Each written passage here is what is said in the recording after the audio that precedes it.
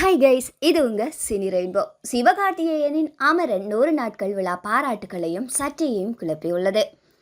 உலகநாயகன் கமல்ஹாசன் தயாரிப்பில் சிவகார்த்திகேயன் நடிப்பில் உருவான அமரன் திரைப்படம் திரையரங்குகளில் 100 நாட்கள் வெற்றிகரமாக நிறைவு செய்துள்ளது.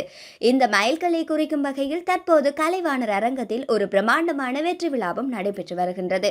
இருப்பினும் இந்த நிகழ்வு நெட்டிசன்கள் மத்தியில் பாராட்டுகளையும் விமர்சனங்களையும் தூண்டியிருக்கின்றது. அமரன் படத்தின் பிரம்மாண்ட வெற்றி விழாவில் கமல்ஹாசன், சிவகார்த்திகேயன், இயக்குனர் ராஜ்குமார் பெரியசாமி மற்றும் குழுவின் முக்கிய உறுப்பினர்கள் கலந்து கொண்டார்கள். நிகழ்வின் போது கமல்ஹாசன் மேடைக்கு அழைக்கப்பட்ட போது அவர் பக்கத்தில் நிற்க தேர்ந்தெடுத்தார். இருப்பினும் இதை கவனித்த சிவகார்த்திகேயன் உடனடியாகவும் மரியாதையுடனும் கமலை தனக்கும் இயக்குனர் ராஜ்குமார் பெரியசாமிக்கும் இடையில் நடுவில் நிற்க அனுமதித்திருக்கின்றாராம்.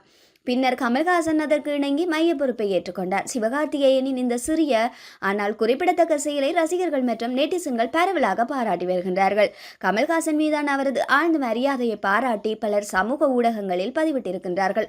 அவர் புகழ்பெற்ற நடிகரை எவ்வாறு மதிக்கின்றார் மற்றும் கௌரவிக்கின்றார் என்பதை எடுத்து காட்டுகின்றனர். இந்த தருணம் சிவகார்த்திகேயனின் பணிவு மற்றும் தொழில்துறை வீரர்களுக்கு நன்றி உணர்வை எவ்வாறு பிரதிபலிக்கின்றது என்று ரசிகர்களின் கருத்துக்களும் தெரிவித்து வருகின்றார்கள்.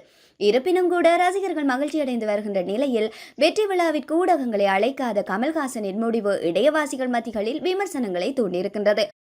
படத்தின் வெற்றிக்கு ஊடக செய்திகள் கணிசமான பங்களித்தன. பலர் நம்புகின்றார்கள்.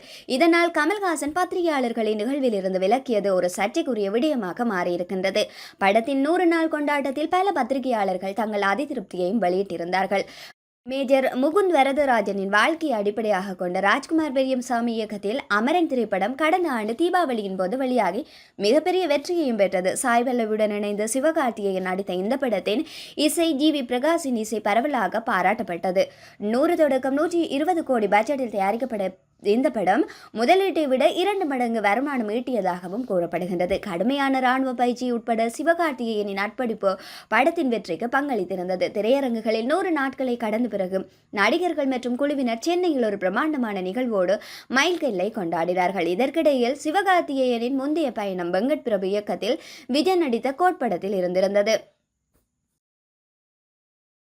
இதுபோன்ற சினிமா தகவல்களை உடனுக்குடன் பெற்றுக்கொள்ள தொடர்ந்தும் சினி ரெயின்போவுடன் இணைந்திருங்கள்.